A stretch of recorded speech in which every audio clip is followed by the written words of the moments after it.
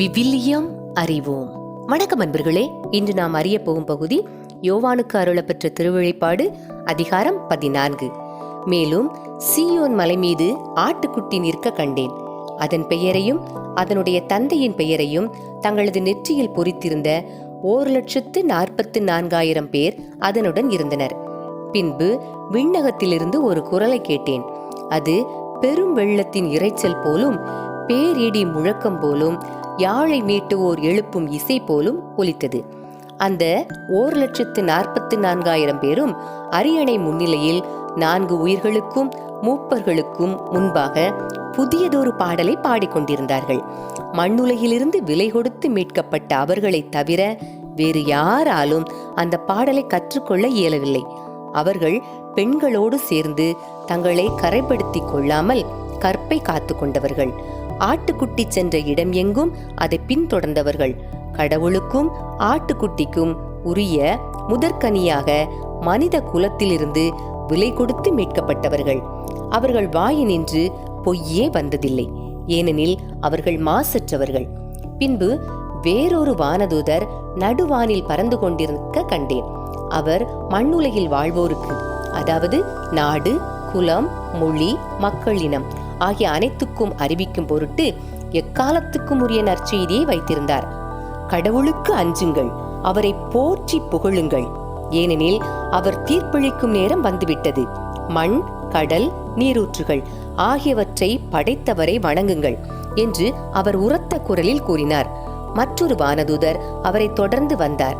இந்த 2ஆம் தூதர், வீழ்ந்தது, பரத்தைமை என்னும் தன் மதுவை எல்லா நாட்டினரும் குடித்து வெறிகொள்ளச் செய்த பாபிலோன் மாநகர் வீழ்ந்தது என்றார்.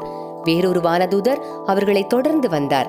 அந்த 3ஆம் வானதூதர் உரத்த குரலில் கூறியது, விலங்கையும் அதன் சிலையையும் வணங்கி தங்கள் நெற்றியிலோ கையிலோ குறியிட்டு கொண்டோர் அனைவரும் கடவுளின் சீற்றம் என்னும் மதுவை அவர்தம் சினம் என்னும் கிண்ணத்தில் கலப்பின்றி ஊற்றப்பட்ட அந்த மதுவை குடித்தே தீர வேண்டும். அவர்கள் தூய வானதூதர் முன்னிலையிலும் ஆட்டுக்குட்டியின் முன்னிலையிலும் நெருப்பாலும் கந்தகத்தாலும் வதைக்கப்படுவார்கள். அவர்களை வதைத்த நெருப்பிலிருந்து எழுந்த புகை என்றென்றும் மேலே எழுந்த வண்ணம் உள்ளது. அந்த விலங்கையும் அதன் சிலையையும் வணங்குவோருக்கும் அதனுடைய பெயரை குறியாக இட்டு கொண்டோருக்கும் அல்லும் பகலும் ஓய்வே இராது.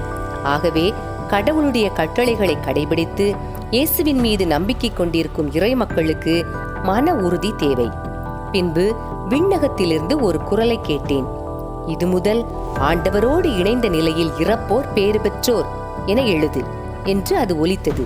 அதற்கு தூய ஆவியார், ஆம், அவர்கள் தங்கள் உழைப்பிலிருந்து ஓய்வு பெறுவார்கள், ஏனெனில் அவர்களின் செயல்கள் அவர்களை பின்தொடரும் என்று கூறினார்.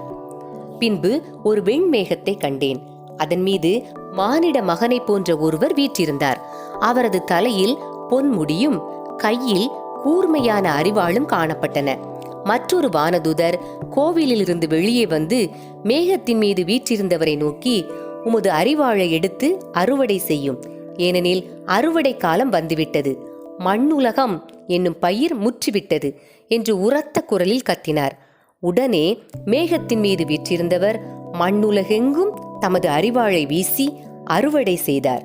மற்றொரு வானதுதரும் விண்ணகத்தில் உள்ள கோவிலிலிருந்து வெளியே வந்தார்.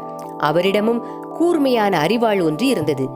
நெருப்பின் மேல் அதிகாரம் கொண்டிருந்த இன்னும் ஒரு வானதூதர் பலிபீடத்திலிருந்து வெளியே வந்தார்.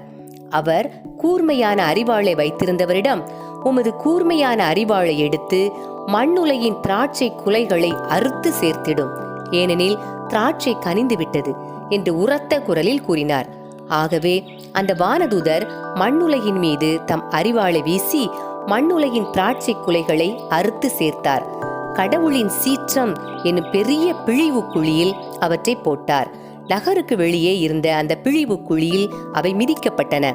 அந்த பிழிவு குழியிலிருந்து இரத்த வெள்ளம் ஏறத்தாழ 2 மீட்டர் ஆழம் 300 கிலோமீட்டர் தொலைக்கு பாய்ந்தோடியது.